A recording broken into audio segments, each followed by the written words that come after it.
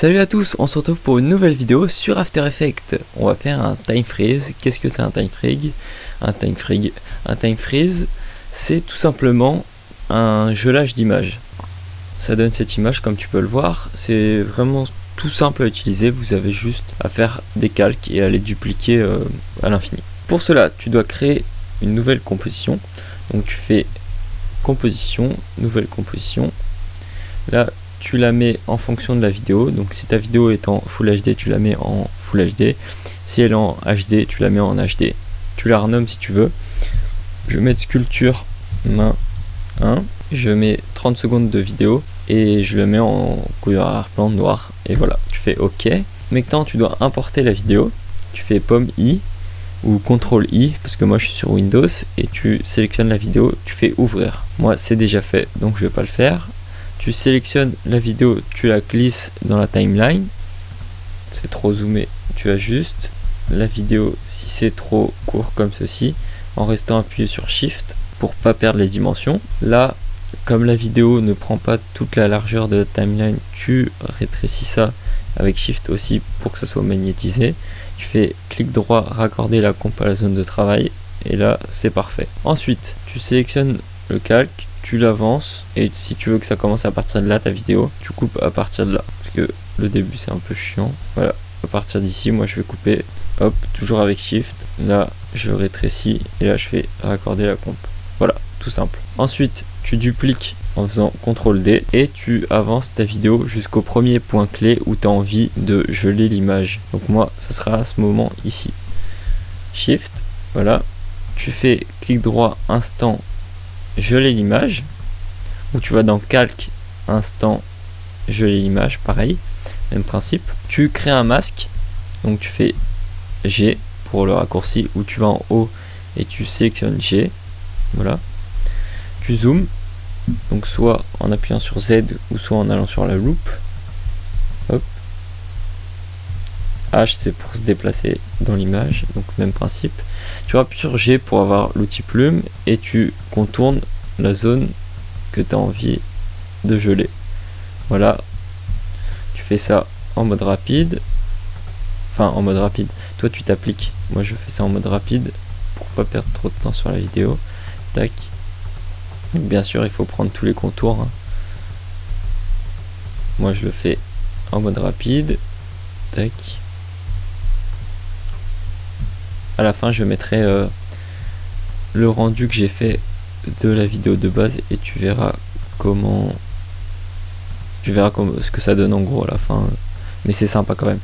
Et là tu vas me dire que comme cette image est frisée, ici c'est aussi frisé, mais si le mec bouge, ses cheveux bougent techniquement aussi. Donc pour cela tu dois créer un autre masque comme ceci,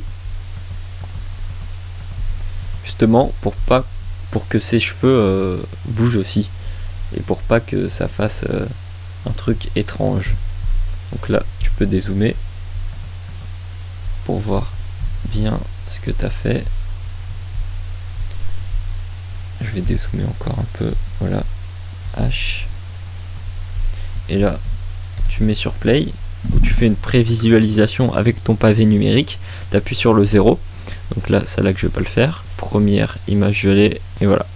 Donc ça donne ça. Et si tu zoomes comme je te l'ai dit, donc là tu as un petit bout de cheveux, mais c'est normal. Après tu touches le masque, ça va s'enlever. Donc là si tu veux te repérer niveau masque, le premier masque que tu as fait, je vais le mettre en rouge. Comme ça on sait que c'est lequel. Et le deuxième, je vais le mettre, je le laisse comme ça. Tu fais inverser, non c'est pas ça, soustraire il me semble. Voilà, soustraire. Tu dois appuyer ensuite sur soustraire pour pouvoir que la partie s'enlève justement où tu as fait le masque. Sinon ça va faire un truc chelou. Et bien sûr, pour pas que ce soit ardu comme ça là, ou que ce soit piquant comme ça, tu fais contour progressif et là tu le mets à peu près à, je sais pas, en fonction de l'œil, tu vois, ça fait un petit effet flou. Après c'est à toi de voir comment tu t'organises. Hop, voilà, tu vois, ça fait un petit effet flou. Bon, bien sûr là je le fais en mode rapide, mais chez toi tu prends ton temps et tu fais ça bien. Ensuite, deuxième étape, donc là je suis bien, tu sélectionnes ton calque ici, tu le dupliques, pomme D, calque d'origine que tu dupliques. Et ensuite tu le décales jusqu'au point clé et tu fais exactement la même chose. Donc tu fais un masque, etc. Ici bien évidemment tu as fait un petit soustraire, et bah tu fais la même chose au niveau des bras, parce que ça va faire exactement la même chose. Donc tu fais un masque ici au niveau de là et tu fais soustraire, comme ça fait un trou comme sur l'autre, et voilà, tu fais ça jusqu'à la fin de la vidéo, et à la fin bah ça donne un truc zbeul comme ça, tu vois, c'est pas mal. Et bien sûr la question qui va revenir, c'est comment ça se fait que l'image bouge alors que normalement elle ne devrait pas. Je m'explique. Je vais vous laisser juste une image pour que tu vois. Alors là, elle est dans une certaine position, la main, tu vois. Et à la fin, elle est déformée comme ça. Je sais pas si tu as vu là. Là, c'est plus long que là. C'est normal parce que j'ai mis un petit effet. Tu vois, le logo, là, il est coché.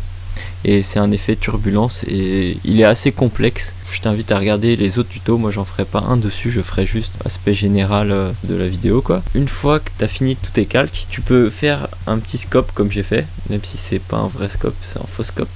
Tu as juste à créer un solide, calque, créer solide, tu fais ok, là tu dézoomes pour voir, et là ça donne ça. Tu sélectionnes Q et tu fais un masque. Voilà, ça donne un masque comme ceci. Là tu fais inverser et là ça te donne le beau scope. Voilà, c'est tout simple. Et après bien sûr tu peux ajuster comme tu veux le masque, etc., etc. Ensuite si tu veux donner un petit effet bord noir, tu fais l'outil Q toujours, tu appuies 2 fois dessus et là ça fait une ellipse. Voilà, ça fait une petite ellipse rouge. Tu peux changer la couleur ici. Tu la mets en noir si tu veux. Tu la décales parce qu'elle n'est pas bien placée. Voilà. Et là tu ouvres le masque. Ah merde, ça a créé un calque de forme. Ah oui, j'ai oublié de préciser. Si, comme ça vient de faire, il faut bien sélectionner le calque, sinon ça crée un calque de forme en plus et après tu comprends pas pourquoi ça marche pas. Donc tu sélectionnes le calque, tu sélectionnes l'ellipse et là tu fais une ellipse. Voilà. Ensuite tu fais additionner, inverser, et ensuite pour mettre un petit effet dégradé, là tu fais contour progressif et tu le balances à 170 voire 380 000, tu vois, comme ça. Et là ça fait un petit effet noir, tu vois, c'est pas mal. Et là tu fais l'expansion du masque et comme ça ça agrandit encore plus l'effet, tu vois, c'est pas mal hein. Voilà, c'est comme ça. Là c'est la thèse, voilà. Et si les petites barres rouges te gênent, tu cliques ici et voilà. Et bien sûr tu fais le rendu. Donc pour cela tu vas dans file d'attente rendu, tu sélectionnes ta comp, tu la glisses. Voilà, tu vas dans module de sortie en cliquant sur le truc jaune.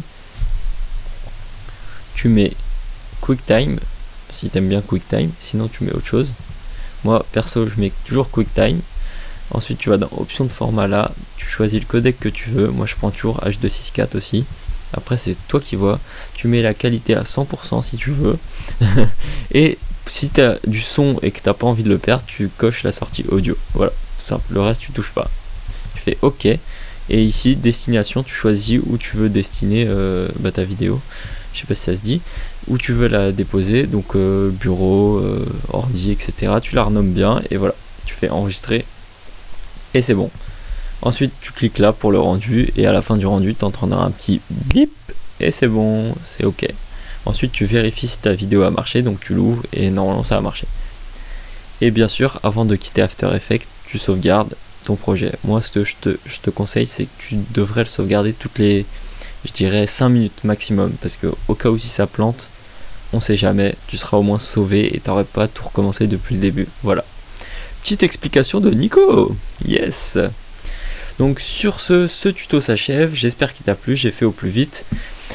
N'hésite pas à t'abonner pour voir la suite de mes vidéos, à liker si ça t'a plu, un petit pouce bleu, ça fait toujours plaisir.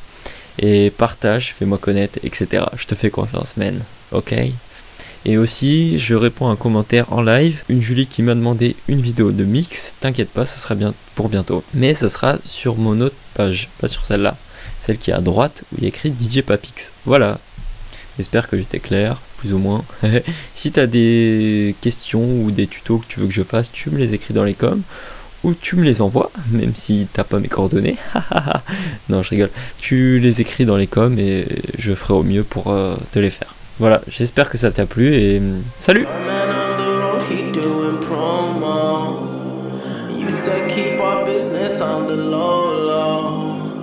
I'm just trying to get you out the friend zone, 'cause you look even better than the photos.